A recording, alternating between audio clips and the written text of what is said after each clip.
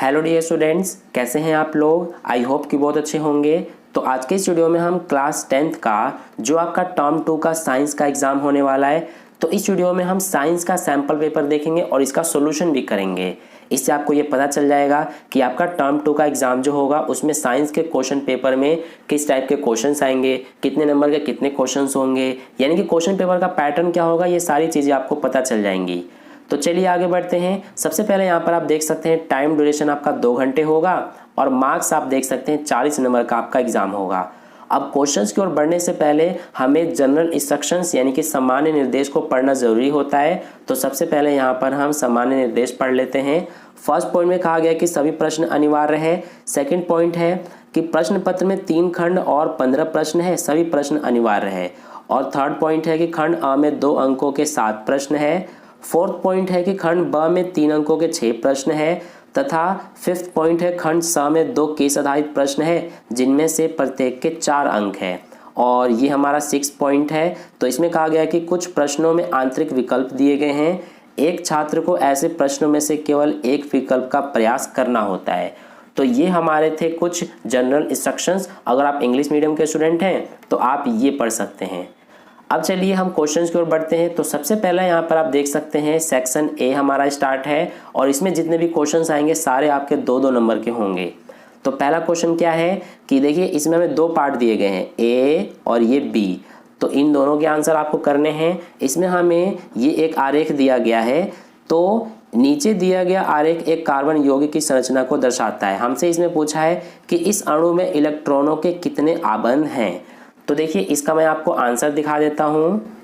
तो यहाँ पर आप देख सकते हैं कि हमारा इसमें ये 17 जो है ये आंसर हो जाएगा। ये क का मतलब ए का आंसर है ये, और ये यहाँ पर कुछ भी नहीं है। ये जो ख है ये इस बी के लिए है। ठीक है, ये आपका इंग्लिश मीडियम में सॉल्यूशन था। इसको मैंने गूगल ट्रांसलेट से हिंदी मीडियम में कन्वर्ट किया है, इसीलिए थोड़ा इसमें मिस्टेक हो गया है। ये जो है ये ख की जगह पर कुछ नहीं है, ख हमारा इस बी का है, बी की जगह पे ख है। तो इसीलिए जो आपका ए है उसका आंसर सिर्फ ये 17 है। ठीक है, तो ये हो गया हमारा ए का आंसर। अब जो बी है उस क्वेश्चन को देखते हैं हम।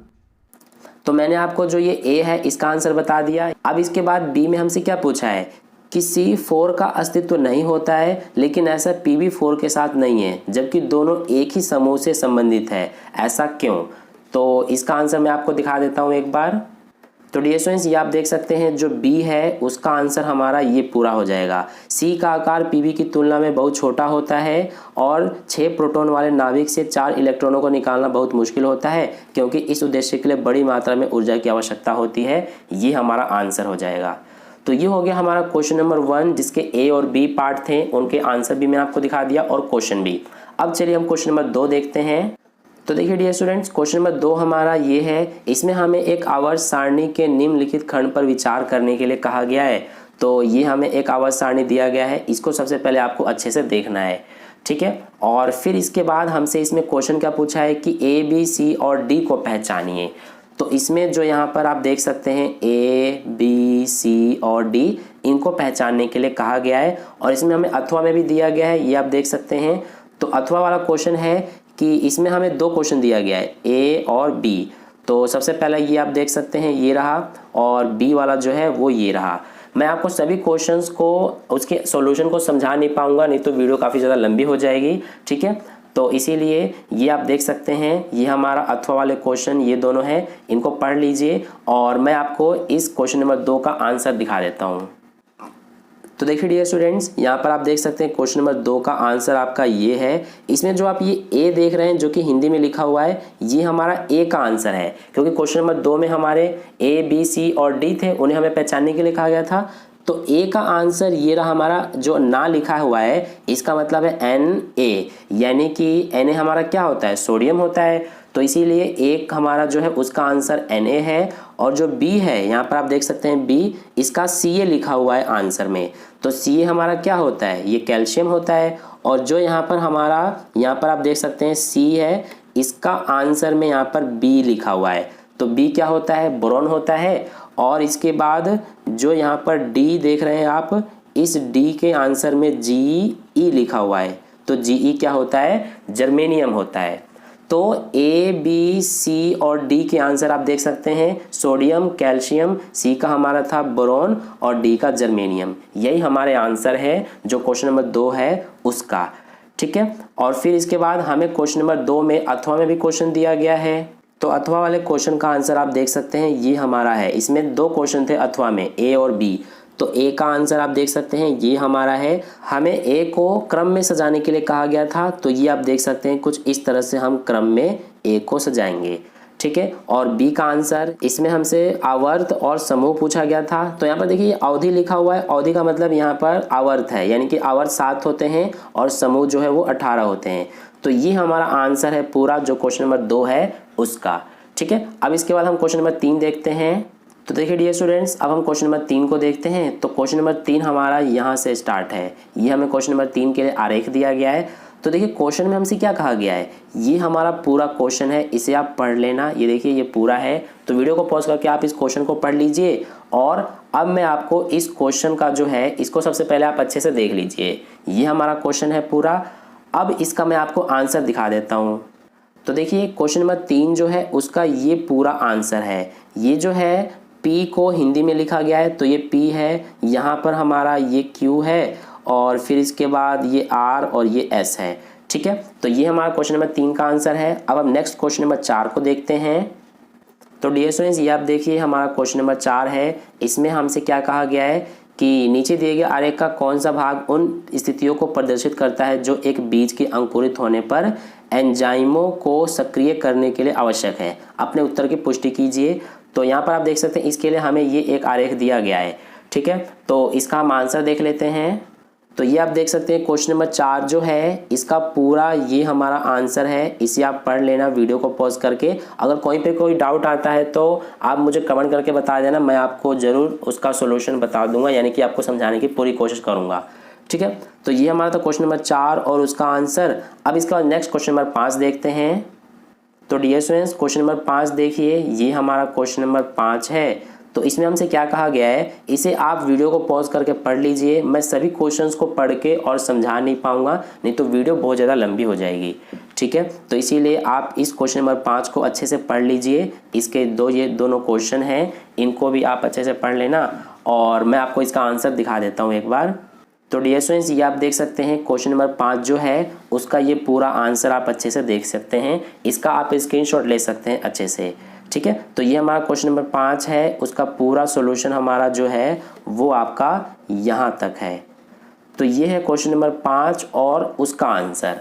अब इसके बाद नेक्स्ट हम क्वेश्चन नंबर 6 देखते हैं।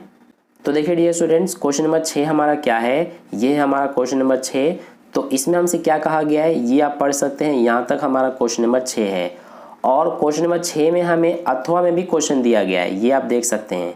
तो या तो आपको ये वाला क्वेश्चन करना है या फिर जो ये अथवा वाला है, ये दोनों में से कोई एक क्वेश्चन को करना है। तो मैं आपको इस क्वेश्चन नंबर 6 के जो ये दोनों क्वेश्चन है इनके आंसर दिखा देता हूँ। तो यहाँ पर आप देख सकते हैं क्वेश्चन नंबर 6 जो है उसका आंसर हमारा ये हो जाएगा पहले क्वेश्चन का, और जो अथवा वाला था उसका आंसर हमारा ये हो जाएगा। तो ये हो गया हमारा क्वेश्चन नंबर 6 और उसका सॉल्यूशन।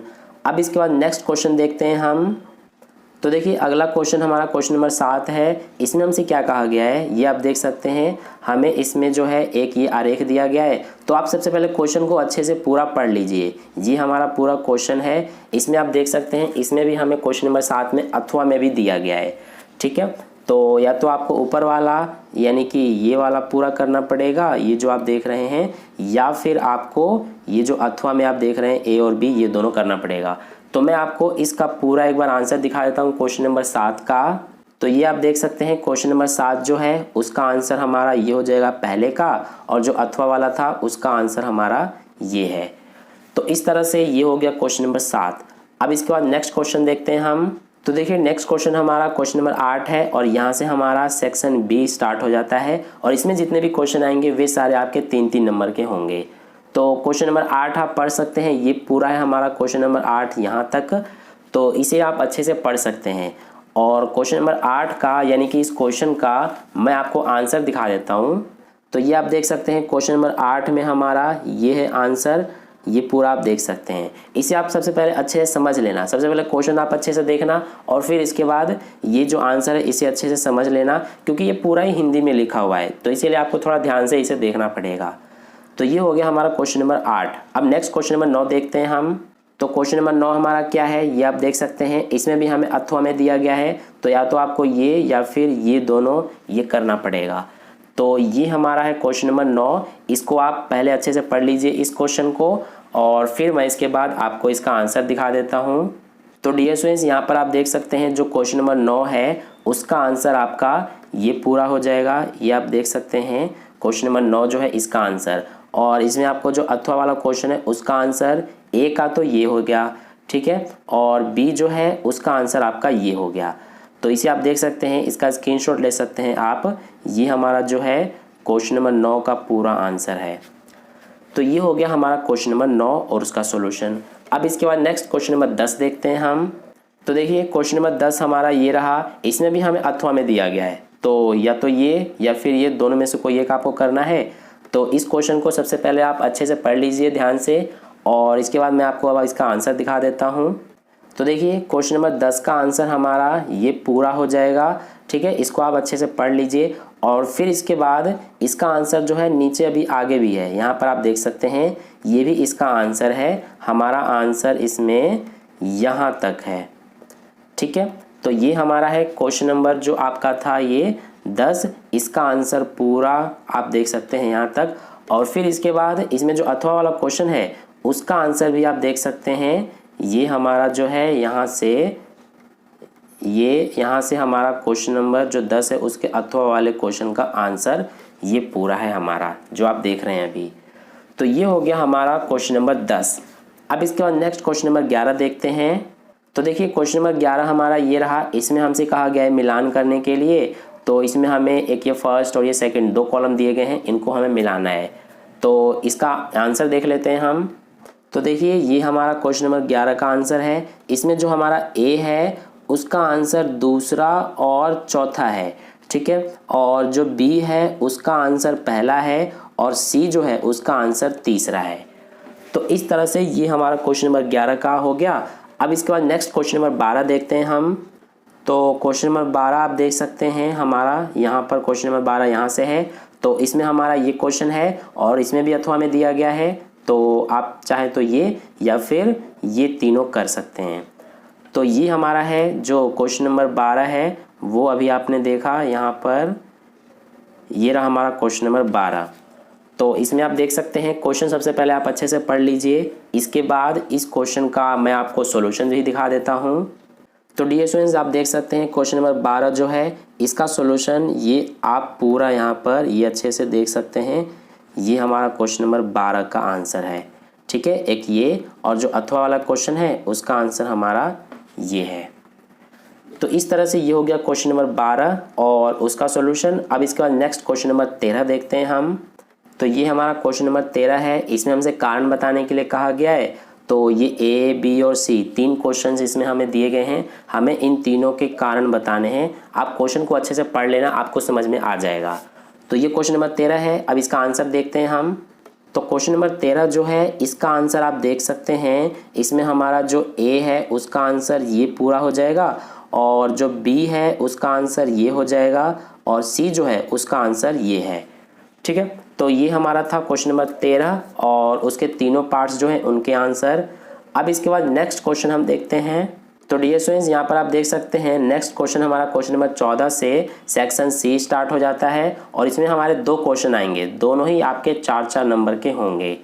तो यहाँ पर आप देख सकते हैं सबसे पहले आप जो ये हमें कुछ बातें कही गई है इसको अच्छे से पढ़ लीजिए, ठीक है। और फिर इसके बाद क्वेश्चन नंबर 14 जो है यहाँ पर आप देख सकते हैं इसमें हमें ये एक तालिका दी गई है।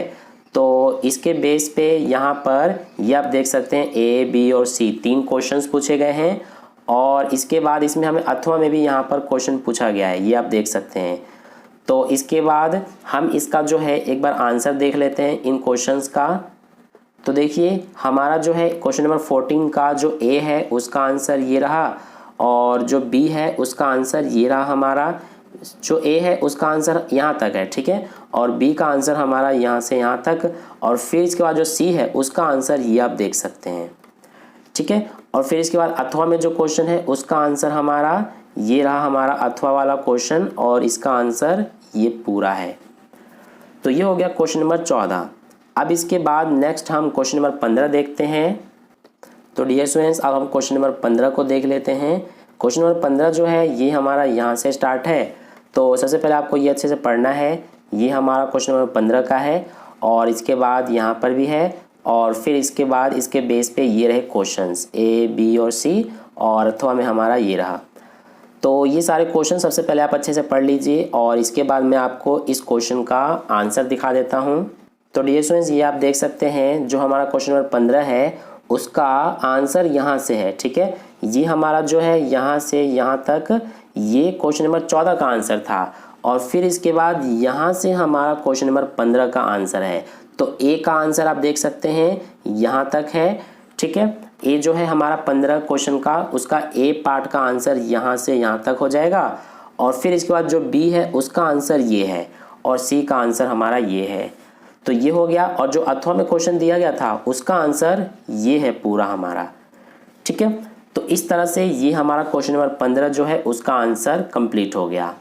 तो इस वीडियो में हमने टोटल 15 क्वेश्चंस देखे, यानी कि इस सैम्पल पेपर में आपने टोटल 15 क्वेश्चन देखा। इससे आपको ये पता चल गया कि जो आपका टर्म 2 एग्जाम होगा साइंस का, तो साइंस के क्वेश्चन पेपर में भी आपके 15 ही क्वेश्चंस होंगे, और किस टाइप के क्वेश्चंस होंगे ये भी आपने अच्छे से देख लिया है। यानी कि क्वेश्चन पेपर का पैटर्न अब आपको अच्छे से पता चल गया होगा।